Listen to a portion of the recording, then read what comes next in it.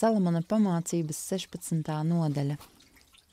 Gan cilvēks apņemas kaut ko savā sirdī, bet no tā kunga nāk, kas mēlē jāsaka. Ikvienam cilvēkam viņa ceļi šķiet šķīsti, bet tas kungs svēr cilvēka sirdi un garu. Uztic tam kungam savus darbus, tad tavi nodomi sekmēsies. Tas kungs visu dara ar noteiktu nolūku, arī bezdievīgo viņš taupa ļaunai dienai. Lepnas sirds tā kunga acīs ir negantība. Patiešām tas tiesa, tā nepaliks nesodīta. Ar labu un lēnu sirdi un uzticību noziegums tiek izlīdzināts, un ar tā kunga bijāšanu var izvairīties no ļaunuma.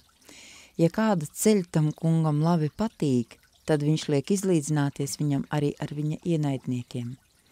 Labāks ir mazumiņš iegūts ar taisnību, nekā saņemt daudz ienākumus ar netaisnību.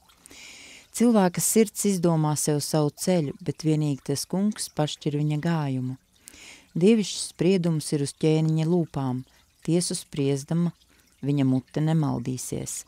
Pareizi svaru kausi un taisnīgs svars ir no paša tā kunga, un visi atsvari somā ir viņa darinājumi. Ķēniņu apziņā netaisnību darīt ir negans noziegums, tikai ar taisnību, jo stiprāks kļūst ķēniņa goda krēsls. Ķēniņiem patīk, ja viņiem dod taisnīgu padomu, un visu ķēniņu mīlēts ir tas, kas runā vaļsirdīgi. Ķēniņa niknums ir nāves vēstnesis, bet zinīgs vīrs šo niknumu izlīdzinās. Ja ķēniņa vaigs ir laipns, tad tā ir dzīvības zīme, un viņa žēlastība ir kā vēlīns lietus. Piesavinies īsteno gudrību un pieņemies tajā, jo tā ir labāka par zeltu, un būt apveltītam ar saprātu ir cildenāk nekā apzināties savā īpašumā sudrabu esam.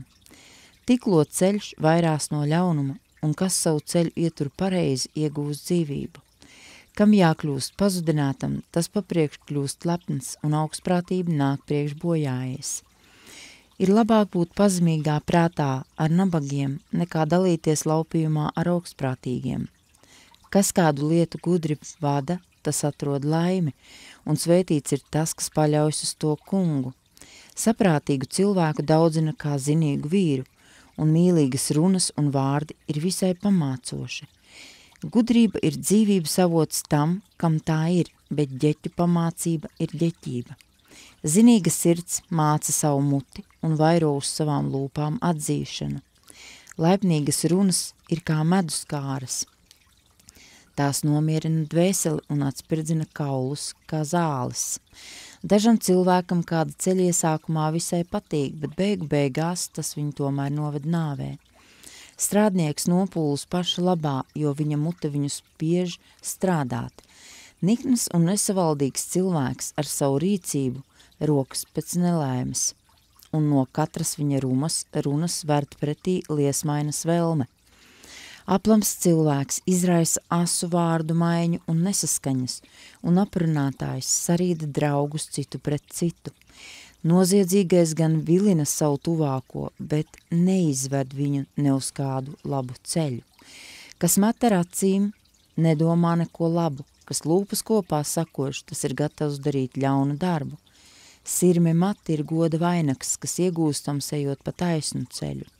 Pacietīgais ir labāks nekā stiprais, un kas ir kungs pats pār savu garu un sirdi, tas ir labāks par to, kas iekaro pilsētas. Meslus met klēpī, bet tie iekrīt tur tā, kā to grib tas kungs.